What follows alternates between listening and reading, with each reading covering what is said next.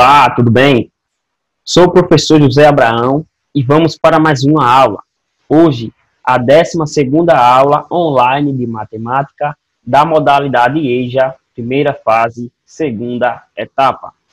Os temas que iremos abordar na aula de hoje é o mundo do trabalho e economia solidária, e também iremos falar de estimativas.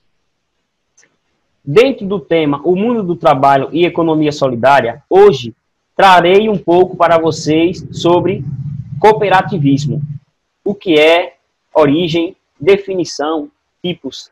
E no Brasil, o ser humano vem trabalhando em conjunto, desde os primórdios da humanidade, e são diversos os exemplos, ao longo da história, de grupos que se uniram pela necessidade de sobrevivência, para partilhar conhecimento e técnicas, coletar, caçar e se defender.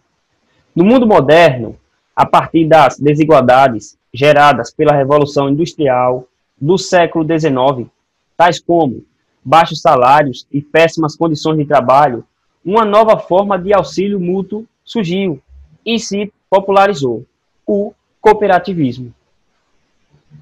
O que é cooperativismo? Caracteriza-se como uma forma de colaboração entre pessoas ou grupos que compartilham interesses em comum e têm como fim obter vantagens econômicas. A base do cooperativismo é a ideia de que as pessoas que se encontram na mesma situação de desvantagem possam, pela cooperação, superar as dificuldades e atingir algum progresso social. Origem do cooperativismo. Graças a pensadores como o inglês Robert Owen e o francês Charles Fourier, entre outros, a ideia de cooperativismo surgiu no final do século XVIII e ganhou corpo no século seguinte, ou seja, século XIX, em resposta ao emprego de novas tecnologias nas indústrias, que aumentaram os lucros dos patrões e, ao mesmo tempo, geraram desemprego e baixo salário aos trabalhadores.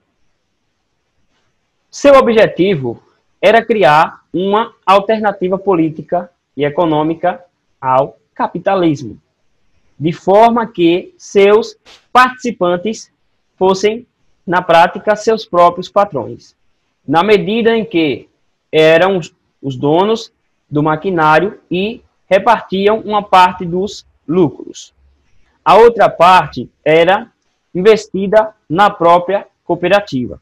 Desta forma, eliminava-se a intermediação entre quem produz e quem consome, pois os cooperados podiam negociar diretamente o fruto de seu trabalho com os interessados.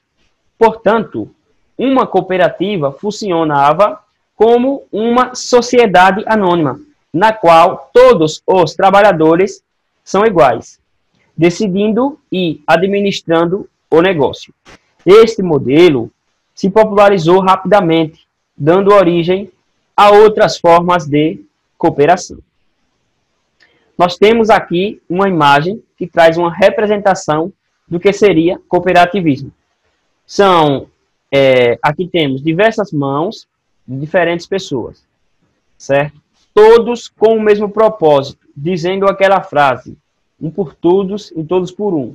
Ou seja, quando trabalhamos todos juntos, com o mesmo propósito, com o mesmo objetivo, os lucros que vierem serão repartidos igualmente. E todos irão ter o mesmo destino, ou seja, o mesmo crescimento. Então, é basicamente isso. Quando todos trabalham juntos, coletivamente, com o mesmo propósito, quando gera crescimento para todos. Por isso, é importante o trabalho coletivo em união.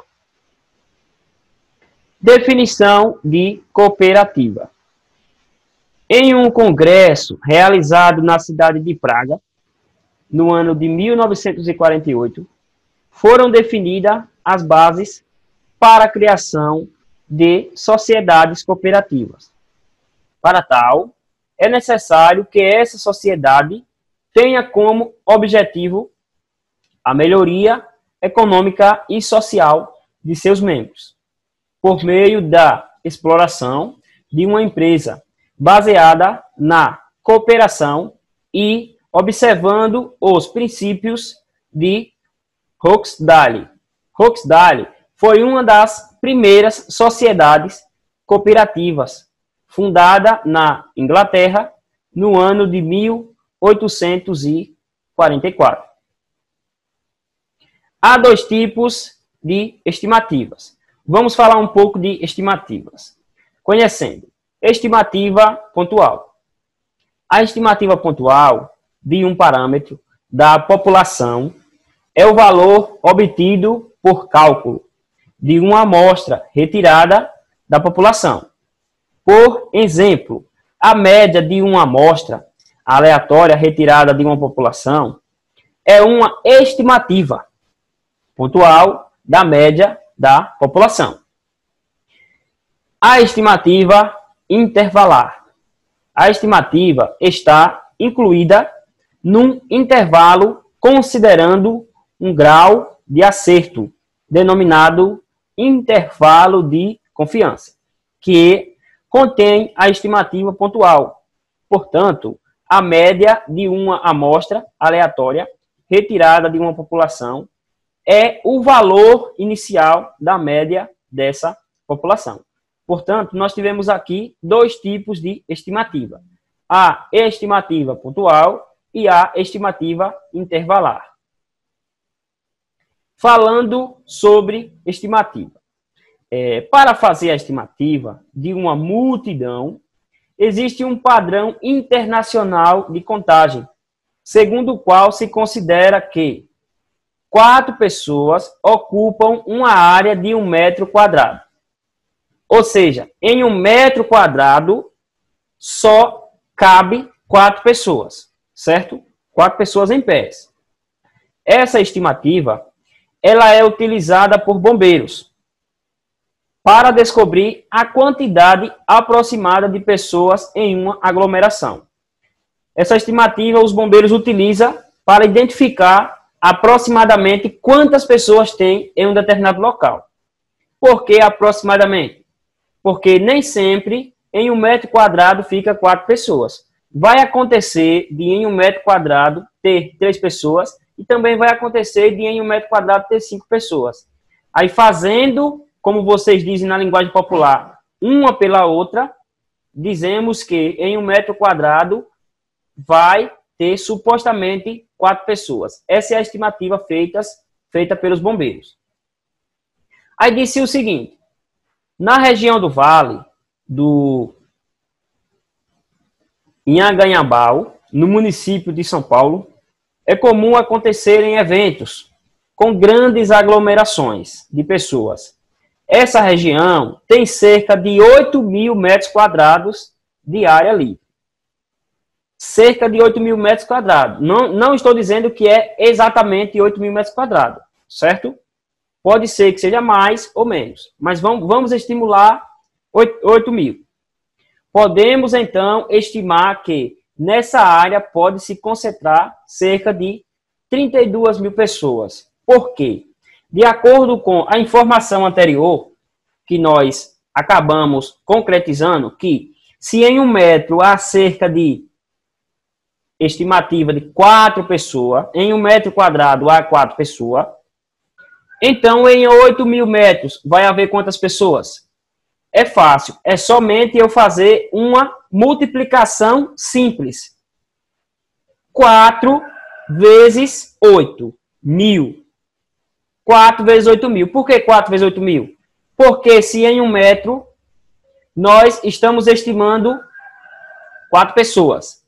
Então, em 8.000 metros, eu vou multiplicar 8.000 vezes 4.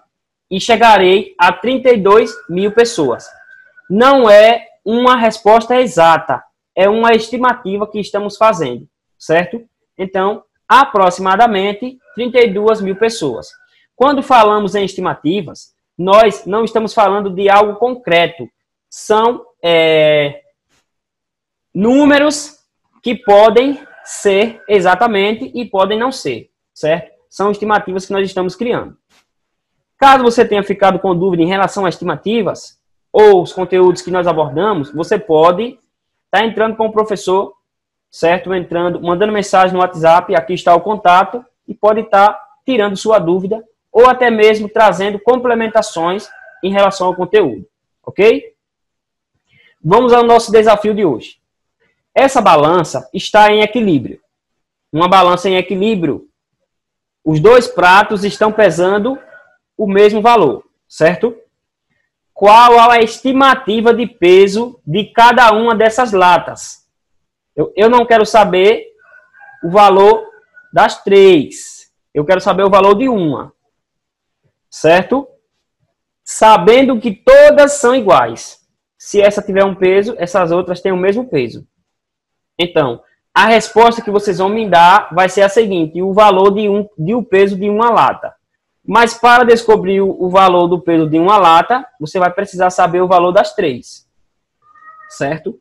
Raciocine, pense, sinta-se desafiado e responda o desafio. Ok? Desde já, agradeço a todos pela atenção. Não esqueça de compartilhar e deixar o like. Fiquem todos com Deus e até a nossa próxima aula. Grande abraço.